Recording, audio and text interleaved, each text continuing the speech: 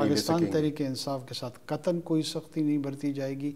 ہاں ان لوگوں کے ساتھ قانون کے مطابق ضرور رویہ رکھا جائے گا جو ایسی منفی سرگرمیوں میں پائے گئے، اور وہ مخصوص افراد ہیں جو شاید 24 کروڑ 25 کروڑ کی آبادی میں 1000 1500 2000 جتنے بھی ہیں، میری تعداد میرے علم میں نہیں ہے ان کی، لیکن وہ ان لوگوں کو اس طریقے سے جوڑنا کہ وہ پاکستان تحریک انصاف کے لیے سختی ہے، میرے خیال میں کوئی منصفانہ تجزیہ نہیں ہوگا. پاکستان کی تاریخ میں ایسا ہوتا رہا ہے. ضیاء الحق کے زمانے میں پیپلز پارٹی پر بڑا سخت وقت رہا، مشرف کے زمانے میں نواز شریف لیگ پر، یعنی نواز شریف اور ان کی جماعت پر بڑا سخت وقت رہا.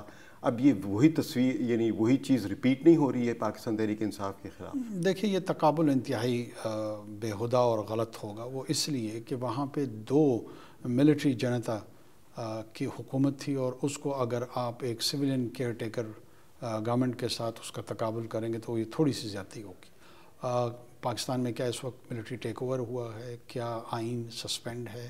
عدالتیں کام کر رہی ہیں، بنیادی حقوق جو ہیں 2017 میں فوجی ٹیک اوور نہیں تھا.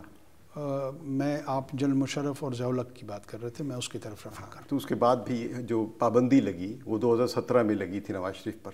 نہیں، نواز شریف پہ بحیثیت فرد پابندی لگی تھی. جو آپ P T I as a party مجھ سے سوال کر رہے ہیں، میں آپ کو یہی کہہ رہا ہوں کہ پیپلز پارٹی کے ضیاء الحق کا کریک ڈاؤن، یا مشرف صاحب کا نواز شریف یا نون لیگ کے خلاف کریک ڈاؤن، اور آج کے کریک ڈاؤن، وہ 2 ملٹری ٹیک اوورز اور آج کا کمپیریزن شاید غیر منصفانہ ہوگا.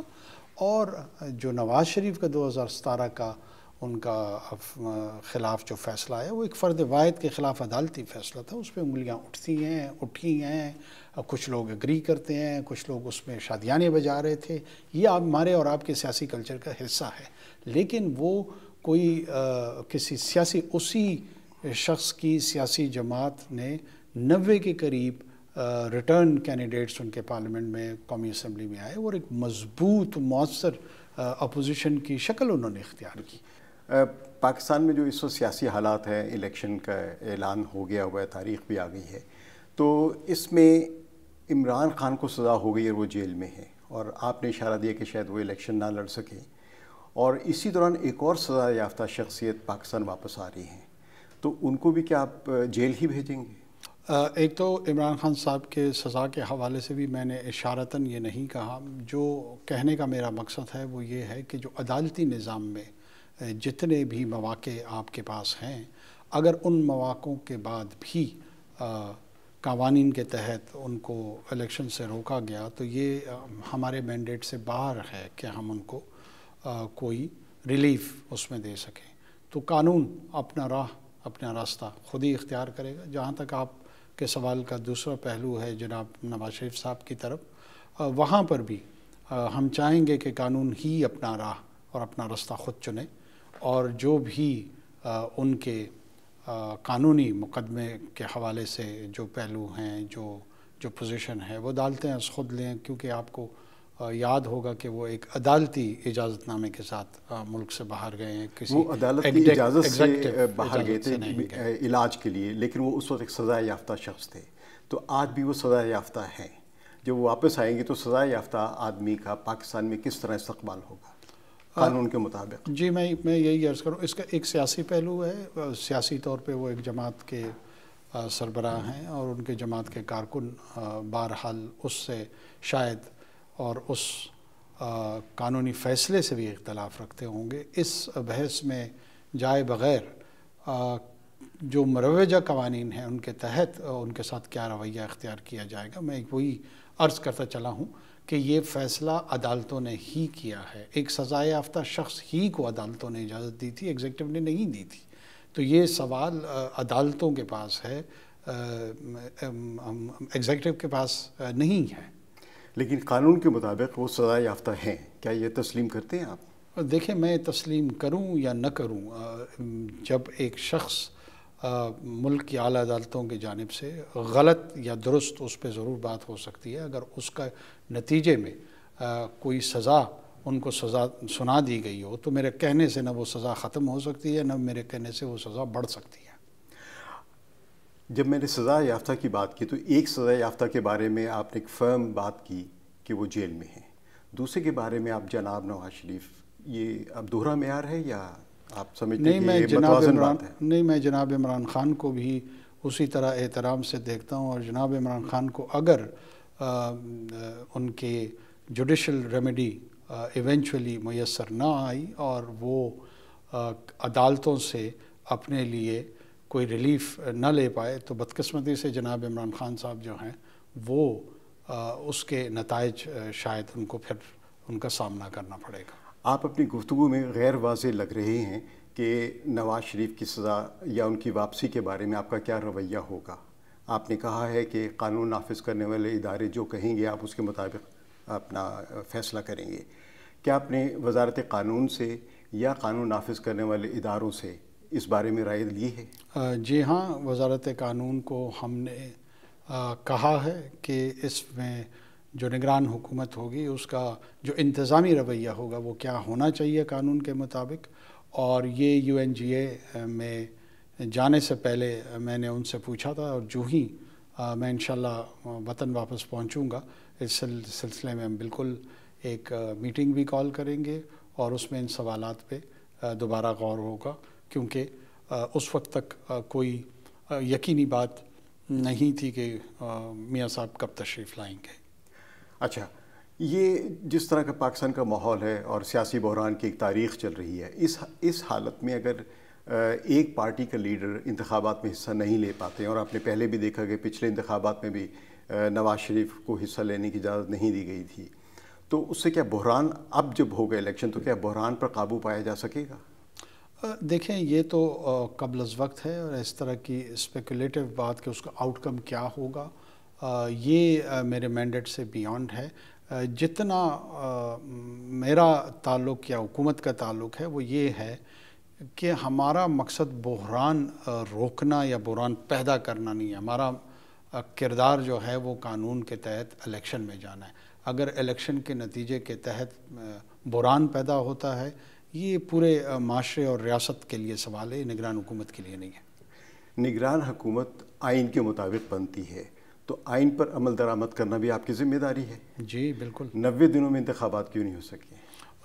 دیکھیں، نگران حکومت نے 90 دنوں میں جو انتخابات نہ کرانے کا عمل ہے وہ بنیادی طور پہ الیکشن کمیشن آف پاکستان کی ذمہ داری ہے، لیکن آئین میں درج ہے 90 دن، اور آئین میں 254 آرٹیکل میں یہ بھی درج ہے کہ کوئی چیز اگر وقت کے تحت نہیں ہوتی تو وہ محض لیٹ ہونے سے غیر آئینی اور غیر قانونی نہیں ہو جاتی۔ وہ تو ہے، اگر وہ نہ ہو سکے اور پھر کروائی جائے، لیکن فی الحال تو آپ کے اختیار میں تھا نا کہ اب 90 دنوں میں انشور میرے اختیار میں نہیں تھا۔ آپ میری عرض سن لیں، کیونکہ پوری دنیا آپ کے توسط سے ہمیں سن رہی ہے۔ یہ الیکشن کمیشن آف پاکستان کا مینڈیٹ تھا کہ وہ اس عمل کو شروع کراتے اور اس کو، اور 90 دنوں میں کراتے ہیں، 90 دنوں میں یا اس وقت کے دورانیے میں کراتے جس میں وہ یہ سمجھتے ہیں کہ یہ عمل پورا کیا جا سکتا ہے۔ یہ انہوں نے اپنی ڈسکریشن استعمال کی۔ چلیے اس سے ہم ذرا ہٹتے ہیں، کیونکہ آپ کا بلوچستان سے تعلق ہے، اور بلوچستان کا سب سے بڑا مسئلہ اس وقت اور بہت سارے مسائل کے ساتھ ساتھ مسنگ پرسنز کا ہے۔ کچھ آپ کے زمانے میں ہم پیش رفت دیکھ سکیں گے کہ مسنگ پرسنز ہونا بند ہو جائیں اور جو گئے ہیں، غائب ہیں، وہ واپس آ جائیں؟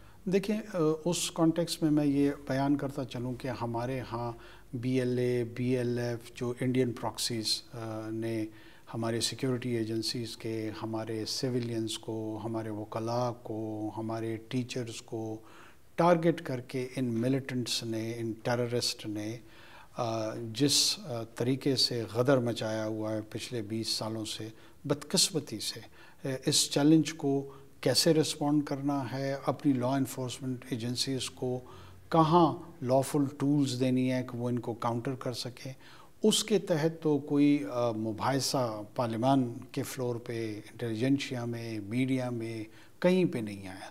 They were the one who were the perpetrators of genocide۔ یہ ان لوگوں میں سے تھے جنہوں نے پنجابی سیٹلرز اور دوسری کمیونٹیز وہاں پہ بیٹھی ہوئی جن کو وہ ٹارگٹ کر رہے تھے، ان پوری کی پوری کمیونٹیز کو ایلیمنیٹ کرنے کی کوشش کی۔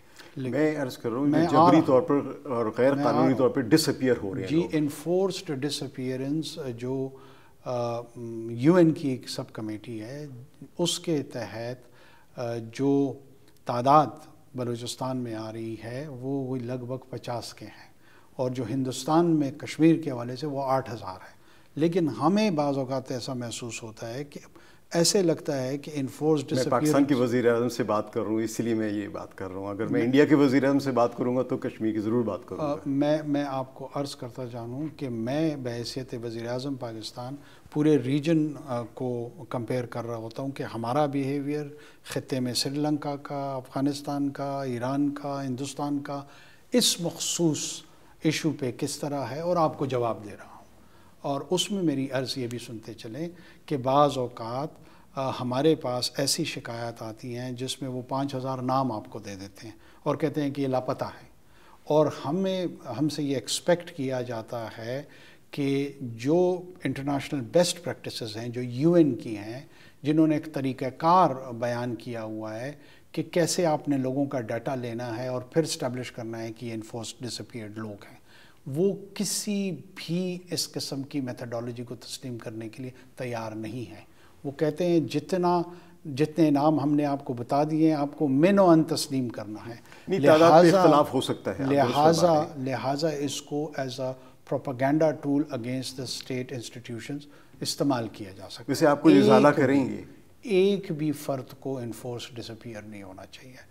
ہمارے کیس میں اگر 50 بھی ہیں اس کو بھی ہم دیکھ رہے ہیں، لیکن اس کو ہم کیس ٹو کیس بیسس، جو انڈیویجول کیسز ہمارے پاس آتے ہیں، ایک پروونشل کمیشن ہم بنا چکے ہیں، ایک فیڈرل کمیشن ہم بنا چکے ہیں جس میں تمام انٹیلیجنس ایجنسیز کی ریپرزنٹیشن ہے، ریٹائرڈ ججز اس میں کا حصہ ہیں، اور ہم اس کو بڑی سنجیدگی سے مانیٹر بھی کرتے ہیں اور کوشش کر رہے ہیں کہ اس کا جہاں تک ممکن ہو سکے ہم ایسی شکایات کو کم سے کم کر کے ختم کر دیں۔ پاکستان بہت بڑے ایک بحران سے گزر رہا ہے، اب ہم سب جانتے ہیں، سیاسی بھی، اقتصادی بھی۔ تو کیا نگران حکومت کا یہ حق بنتا ہے، یہ مینڈیٹ بنتا ہے کہ وہ نجکاری کا عمل کرے، جو کہ بنیادی طور پر کسی بھی ایک مستقل حکومت کا کام ہے؟ اس میں آپ حکومت کے اثاثے فروخت کرتے ہیں۔ جی بالکل، یہ حق اس لیے بنتا ہے کہ جاتے ہوئے جو پارلیمان تھی وہ اس مرتبہ قوانین کے ذریعے یہ اختیار نگران حکومت کو دے گئی ہے کہ وہ لانگ ٹرم جو معاشی فیصلے ہیں، جو بظاہر شاید سخت فیصلے لگتے ہوں، وہ کرنے کا اختیار رکھتی ہے۔ اسی اختیار کے تحت ہم ایس آئی ایف سی اور پرائیویٹائزیشن دونوں انیشیٹیوز میں ان اسٹیچوٹری پاس کے تحت یہ کام کر رہے ہیں۔ تو کیا ممکن ہے کہ نگران حکومت بھی ذرا طویل مدت کے لیے بیٹھ جائے حکومت میں؟ نہیں، مجھے تو ایسے امکانات ابھی نظر نہیں آ رہے ہیں۔ جو امکان نظر آ رہا ہے وہ الیکشن کا نظر آ رہا ہے، اور میرے خیال میں تمام جماعتیں جو ہیں وہ الیکشن موڈ میں چلی گئی ہیں، اور وہ تیاریاں کر رہی ہیں، اپنے کینڈیڈیٹس کو موبلائز کر رہی ہیں، اپنے لوگوں کو موبلائز کر رہی ہیں۔ میرے خیال میں آنے والے چند ہفتوں میں ہمیں الیکشن کی گہمہ گہمی نظر آئے گی۔ بہت شکریہ محمد انوار الحق کاکڑ صاحب۔